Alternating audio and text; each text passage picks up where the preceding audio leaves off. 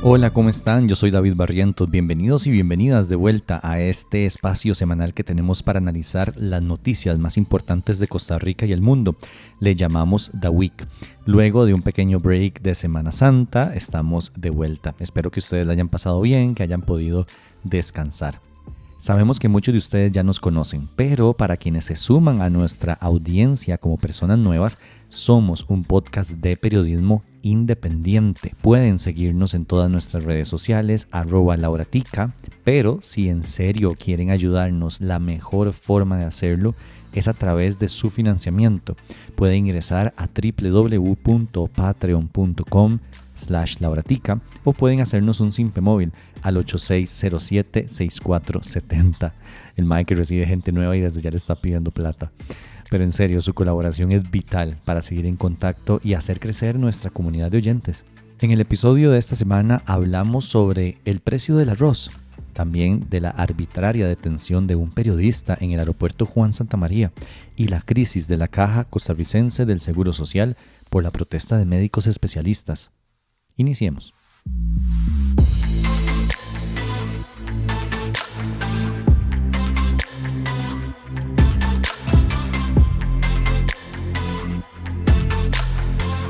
La ruta del arroz.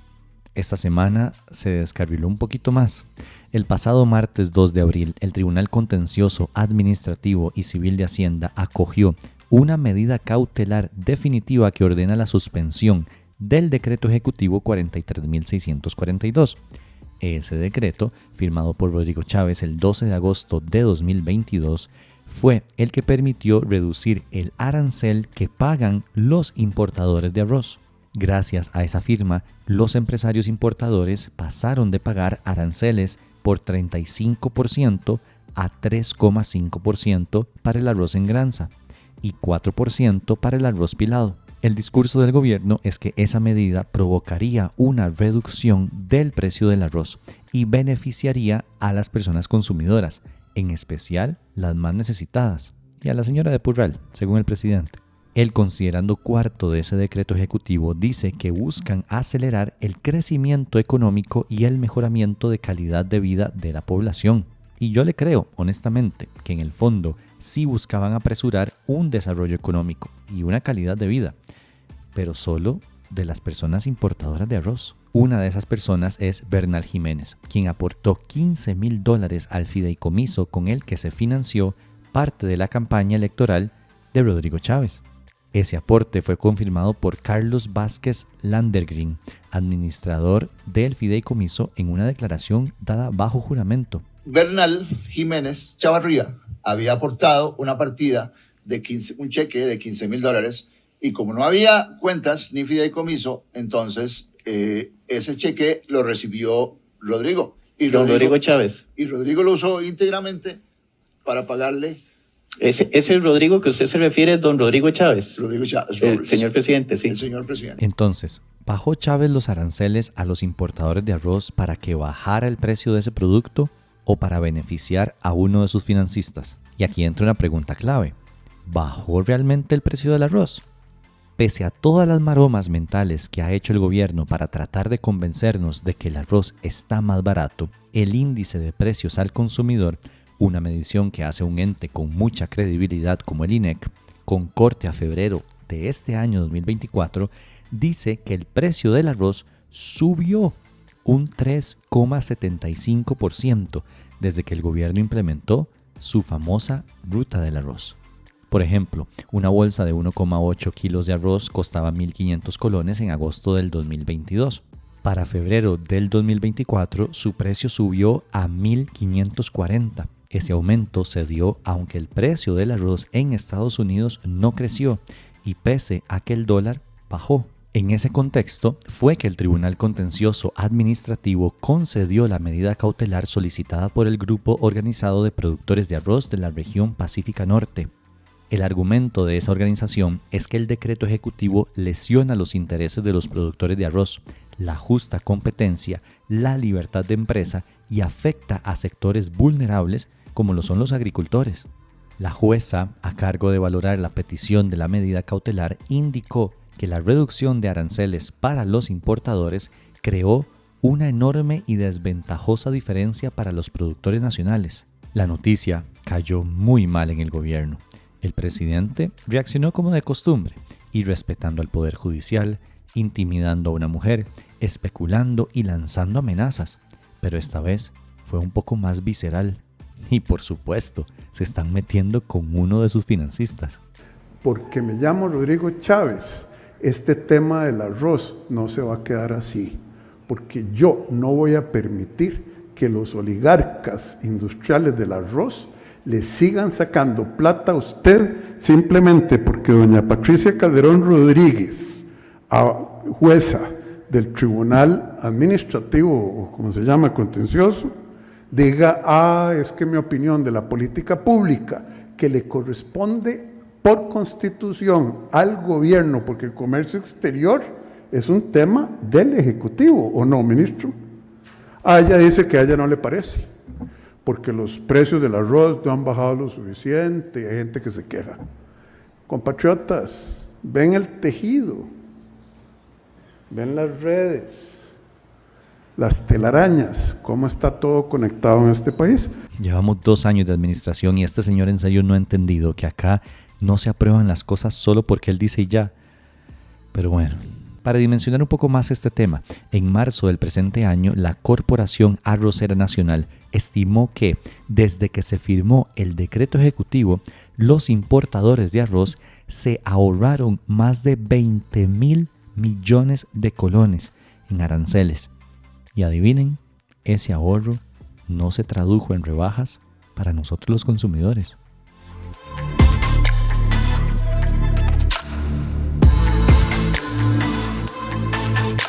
El martes 2 de abril, el periodista británico Carl Penhall denunció que las autoridades migratorias costarricenses le negaron la entrada a Costa Rica y lo mantuvieron retenido en el aeropuerto Juan Santamaría. El hecho es atípico en el país. Antes de ver los detalles del caso, conviene preguntarnos quién es Carl Penhall. El británico es un comunicador con más de 20 años de experiencia haciendo periodismo. Su currículum muestra que ha trabajado para medios de comunicación muy diversos e importantes. Por ejemplo, en 2004 laboraba como reportero en Bogotá, Colombia, para la cadena estadounidense CNN. Pero también ha trabajado y publicado para la cadena árabe Al Jazeera, la revista mensual estadounidense Wired y varios canales locales de Estados Unidos, así como ser corresponsal de Reuters, entre otros. Nosotros hablamos con el periodista y nos contó que llegó a Costa Rica el domingo 31 de marzo por la tarde. Al bajar del avión ya lo esperaban 5 agentes de migración que lo llevaron a una sala privada. Allí le tomaron 3 fotografías, una de frente y 2 de perfil, y sus huellas dactilares. Entonces ahí empieza toda la situación que poco después termina en la expedición de eso, lo que llaman el acta de rechazo, donde figura que la razón por la cual me están rechazando es por considerarme una amenaza, un riesgo para la seguridad pública de Costa Rica. En el momento que me empiezan a tomar las fotos, que es un poco estilo que uno ve en las películas americanas, ¿no? O sea, te toman de frente y después de lado. Entonces dije, hey, un momentico, o sea, esperemos aquí, o sea, ¿aquí qué está pasando? ¿Estoy detenido? ¿Estoy bajo arresto? Y me dicen, no está bajo arresto. Entonces clarificamos eso y de ahí hubo muy poca conversación más de las razones explícitas por la cual, o sea, se refiere en el acta de rechazo el artículo 61, ley 8764. Entonces, las leyes de inmigración y después ayer uno de los agentes de inmigración me clarifica que bajo el inciso 4, y eso es el inciso que precisamente habla de que si una persona se considera una amenaza a la seguridad pública. Sin embargo, las autoridades migratorias no detallaron las razones por las que consideran al periodista una amenaza para la seguridad pública. El 2 de abril, Mario Zamora, ministro de Seguridad, rechazó precisar los motivos a pesar de que se lo preguntamos varias veces, por mensajes, porque no nos contestó las llamadas. En este caso, esta decisión está basado en una notificación que viene de Estados Unidos. y que precisamente tiene que ver y estrictamente tiene que ver con mis labores periodísticos, porque desde 2014 los Estados Unidos me incluye en la lista de no volar, la lista no fly de Estados Unidos, que es parte de la legislación antiterrorista. Entonces, por mis labores periodísticos en Colombia, me incluyen en esta lista. Entonces, lo que ahora Costa Rica está haciendo está simplemente reflejando una represalia política de Estados Unidos y está haciendo eco de eso en Costa Rica. Donde sí habló Zamora, vaya sorpresa, fue en Nuestra Voz, de Amelia Rueda, y rechazó que las razones para negarle la entrada al comunicador tengan que ver con su trabajo como periodista. Su rechazo a Costa Rica, en nada tiene que ver con el ejercicio del periodismo. Es decir, descarto toda relación del rechazo administrativo que se dio de su ingreso al país con el eventual ejercicio de labores periodísticas en nuestro país o previos a su venida a Costa Rica. La alerta nace de otras actuaciones de esa persona en otros ámbitos. Es una actuación nítida, apegada a derecho y justificada en la existencia de una alerta que comprometía la seguridad nacional en caso por un factor de riesgo de ingreso de esa persona. A través de las declaraciones de esta misma persona indica esa existencia en relación a actividades eventualmente de amenaza terrorista. Y es que eso no tiene ningún sentido, porque fue el trabajo periodístico de Penhall lo que lo hizo estar en una lista de no-fly en los Estados Unidos. Esa lista se la inventó Estados Unidos y ahí ponen a personas que ellos consideran no gratos o también que Estados Unidos considera como terroristas.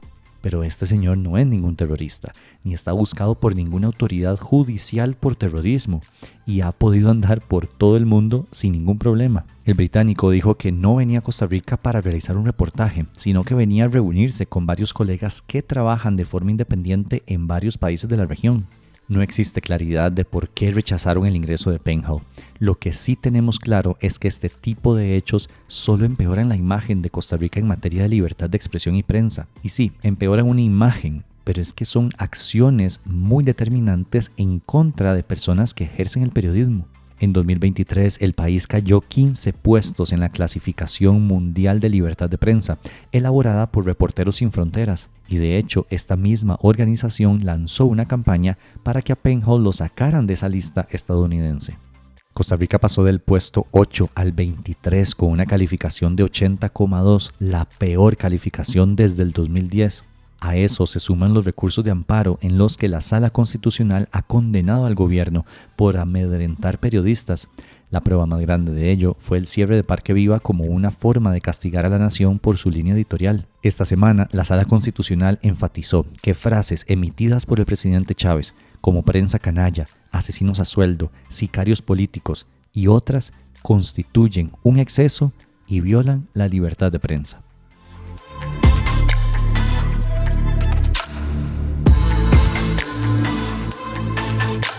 Este tema que viene es probablemente el más importante de este episodio. Nos puede tocar directamente en cualquier momento si tenemos una emergencia de salud y llegamos a un hospital o clínica de la Caja Costarricense de Seguro Social después de las 4 p.m. ¿Pero por qué? Se podría preguntar usted. Resulta que desde el lunes anterior los médicos especialistas iniciaron una protesta que consiste en no hacer horas extra ni guardias. El objetivo, en términos generales, es conseguir mejores salarios y mejores condiciones laborales. De acuerdo con datos de la Caja, hay 3.000 especialistas en la entidad y, en promedio, ganan 2.250.000 colones como salario base. A esa cifra se les debe sumar extras, guardias y otros pluses. Y acá haré un alto para explicarles. En la Caja, la gran mayoría de especialistas trabajan en un horario regular de 7 a 4 o de 7 a 3, de lunes a viernes. Y chan chan, todo lo demás que hagan son horas extra. Las famosas guardias. Como la Caja en pleno 2024 no tiene turnos que se repartan las 24 horas, no tengo idea. Para mí, eso deberían tenerlo para ayer.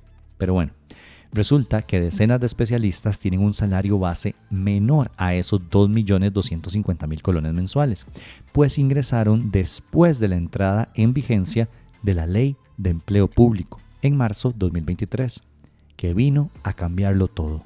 No obstante, la organización gremial pretende que el salario base se iguale al que paga el Instituto Nacional de Seguros, es decir, 4.200.000 al mes. La Caja ha expresado en varias ocasiones que esa solicitud es inviable desde el punto de vista financiero. El conflicto actualmente está en desarrollo. Durante Semana Santa hubo varias reuniones entre gerentes y sindicatos para tratar de conseguir un acuerdo, pero no fue posible. También, como una forma de evitar la protesta, la Caja subió el salario global de los médicos especialistas que ingresaron después de la Ley de Empleo Público, pasándolo de 1,4 millones a 1,8 millones de colones, pero no fue suficiente para desconvocar la manifestación. En los últimos días, la Junta Directiva de la Caja ha analizado las opciones legales para dialogar con los sindicatos, pero el panorama no está nada claro y se desconoce cómo y cuándo se resolverá el problema. Michael Vargas, vicepresidente del Sindicato de Médicos Especialistas, conversó con este medio y detalló las razones por las que convocaron la protesta. Bueno, ha habido un deterioro de las condiciones laborales y salariales del especialista en la Caja Costarricense del Seguro Social, por lo cual ha habido una fuga o un éxodo de estos profesionales, aproximadamente 340 en los últimos 10 años, y los que permanecen en la institución están muy insatisfechos por esas condiciones salariales y laborales. Vargas también señaló que tienen otros reclamos relacionados con las condiciones de los centros médicos. No hay varias condiciones que hemos señalado y, por ejemplo, están lo de las áreas de descanso y alimentación que viene dentro de la infraestructura de la Caja. Usted sabe que hay lugares ya obsoletos como el hospital de Cartago, que pues debería construirse a la brevedad posible uno nuevo y no se ha hecho. Lo que se refiere a áreas de descanso y alimentación, imagínese usted, por ejemplo, que hay jornadas de tiempo como las guardias médicas, que son jornadas de 32 o más horas seguidas de un profesional. Entonces, bueno, ese profesional tiene que en ratillos descansar, tiene que alimentarse ahí. Y muchas veces estos lugares se han convertido en verdaderos cucaracheros, ¿verdad? E insalubres. Entonces esa es una de las quejas, ¿verdad? Y no podemos hablar de este tema sin tener en cuenta las listas de espera. Ya sabemos que miles de asegurados deben esperar meses o años por una cirugía y definitivamente esta protesta aumentará esos tiempos. Cada vez, como se han ido cada vez más especialistas, los que quedan tienen que asumir los pacientes de la institución, y usted sabe que la población va en aumento cada vez más, hay poblaciones migrantes y demás, y como la Caja es universal y solidaria, pues definitivamente tiene que atender todo lo que te llegue. Entonces, tras de eso hay sobrecarga laboral. Marta Esquivel, presidenta ejecutiva de la Caja, como no sabe resolver ni un pleito entre sus amigos, tuvo la genial idea de que la Iglesia Católica mediara en el conflicto. Pero la Conferencia Episcopal rechazó la invitación. Paralelo a la vía del diálogo, la Caja acudió al Tribunal Contencioso Administrativo para solicitar que los jueces obliguen a los médicos especialistas a laborar extras y guardias, pero sinceramente es difícil que esa idea prospere. Como una medida de contingencia, la institución sacó una licitación de emergencia por 12.000 millones de colones para contratar a centros médicos privados para enviar a los pacientes que debido a la protesta no se puedan atender. Un reporte compartido por la oficina de prensa de la Caja el jueves pasado señaló que han tenido que enviar solo entre lunes y miércoles 87 pacientes a centros médicos privados. Esa contratación fue adjudicada a la Clínica Bíblica, el Hospital Universitario UNIBE, el Hospital Metropolitano, Mediluque y al Centro Quirúrgico Ambulatorio RQ. Varios sindicatos de la Caja han cuestionado esa contratación y la interpretan como una amenaza a la seguridad social, pues consideran que se abre la puerta para la privatización de la entidad. Y honestamente yo estoy un poco con esa posición, ¿saben? O sea, la Caja está quebrada, según el gobierno. No tiene plata para subirle el salario a especialistas, pero sí puede sacar 12.000 millones de colones en una licitación flash que adjudicó en un par de días para darle a centros médicos privados. A ver, que el tema de los especialistas y sus condiciones no es nuevo. Es verdad, hace años vienen pidiendo mejoras y no se las han dado. Muchos especialistas se han ido de la caja al sector privado porque de ahí ganan más y muy pocas personas en este mundo trabajan por amor a lo que hacen. Y los pocos que se están quedando en el servicio público trabajan cada vez más en espacios cada vez peores. Sí, tampoco todos los especialistas son santos. Es verdad que hay quienes llegan tarde o se van a atender varas privadas en tiempo laboral público. Esa realidad no la estoy negando tampoco. Pero debemos preguntarnos en términos generales, ¿qué queremos de nuestros servidores públicos? Particularmente gente con tanta especialidad y tanto conocimiento científico. ¿Queremos que sean los mejores? Como muchos nos enorgullecemos de las operaciones y atenciones dedicadas que da la caja. Hay que pagarles, porque si no lo van a hacer los hospitales privados. Y cuando la caja esté destruida, nos va a llevar puta. Es que creo que no valoramos lo que significa la caja para nuestro país, para nuestra sociedad y para nuestras vidas personales. Que sí, que no es perfecta, que sí, que tiene mucho que mejorar, mucho, pero con todo y todo es mejor defenderla y fortalecerla antes que dejarla morir y que nos toque lidiar con seguros privados que cobran una millonada por un acetaminofén, o peor aún, que buscan hasta el pelito más pequeño en la sopa para negar cobertura a muchos de los procedimientos médicos. Este tema se las trae, es un tema muy delicado. Este gobierno ha sido absolutamente claro con sus acciones que no le importa la seguridad social y que prefiere venderla al mejor postor. De seguro, la próxima semana tendremos que hablar otra vez de este tema, porque les contaremos cómo se desenvuelve y en qué para todo esto.